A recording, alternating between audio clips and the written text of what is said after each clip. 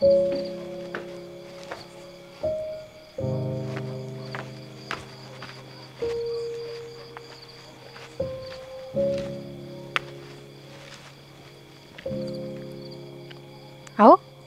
Cover इथं बसायचंय, आता जेवण झालं, झोपायचंय आणि सकाळी कामाला पण जायचंय ना.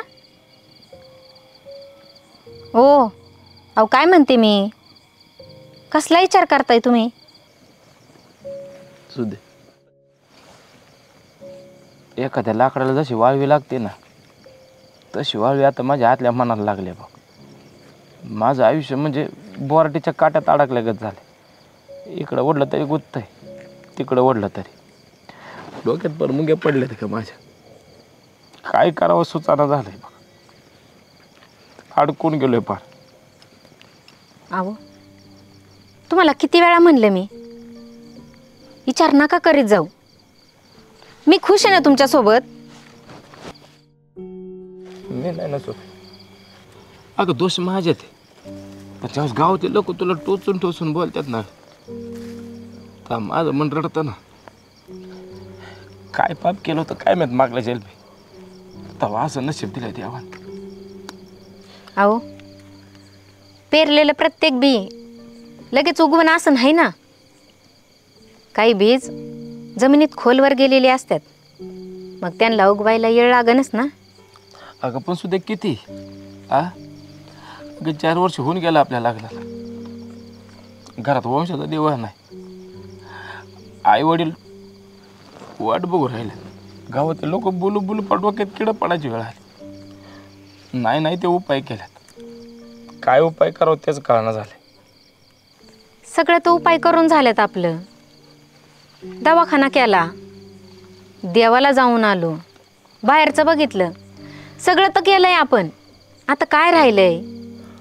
यावर आता शेवटचा उपाय केला पाहिजे, पण त्या उपायात मला तुझी साथ पाहिजे.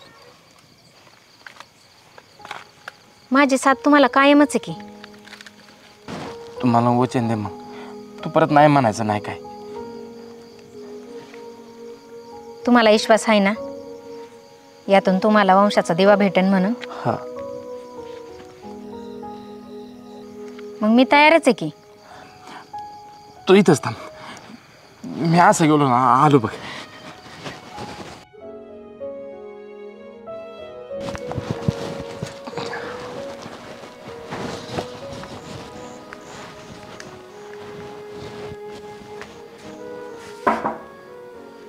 रव्या,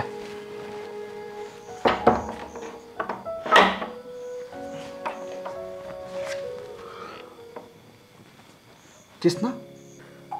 काय रे, कोण काय आजार आहे का घरी?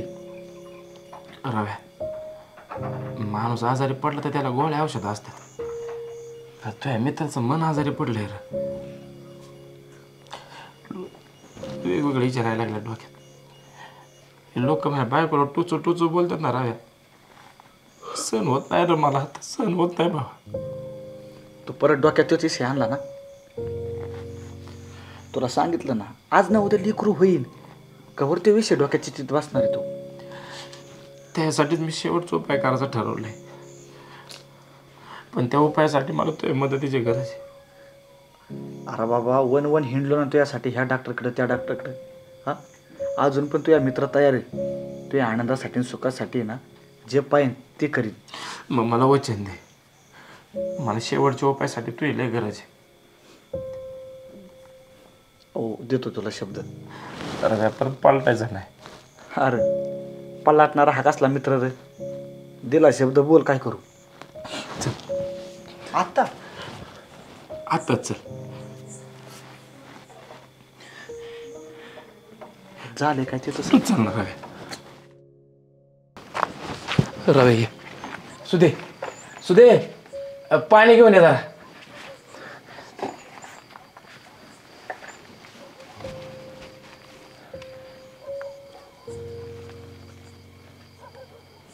एवढ्या रातच्याला भाऊजी येतात. थांब.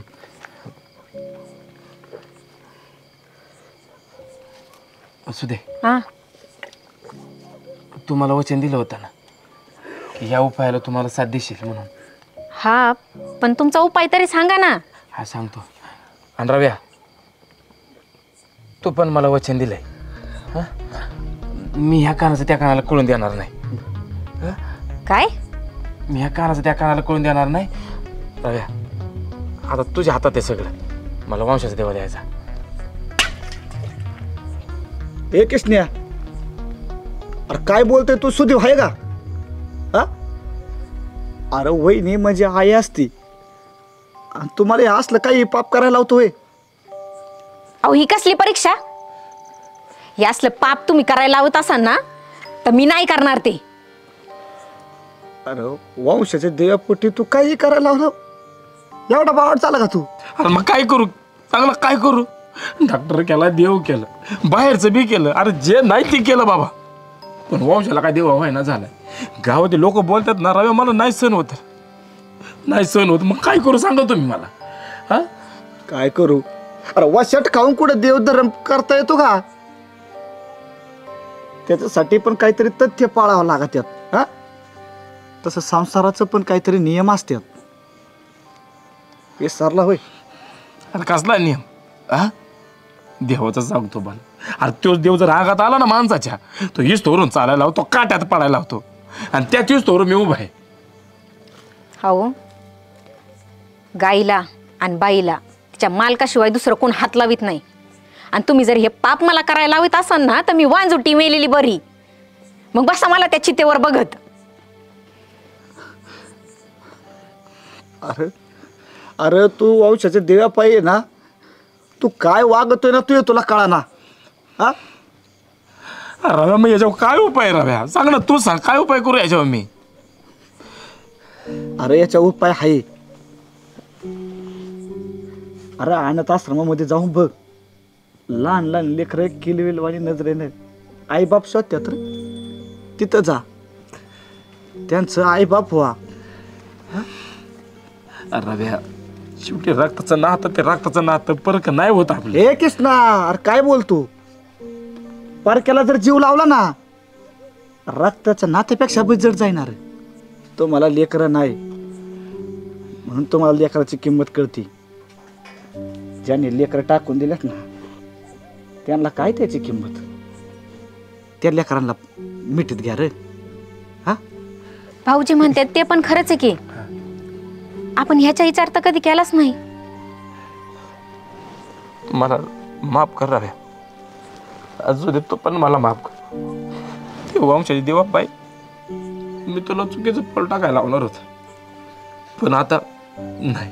रव्या म्हणतो ना, तो उद्या आपण अनाथ आश्रममध्येच जाऊ. तो येशील ना पण रव्या?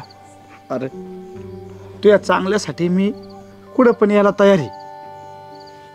वहिनी, याच्याकडनं जेव्हा शब्द आले असतात ना, याला माफ करा.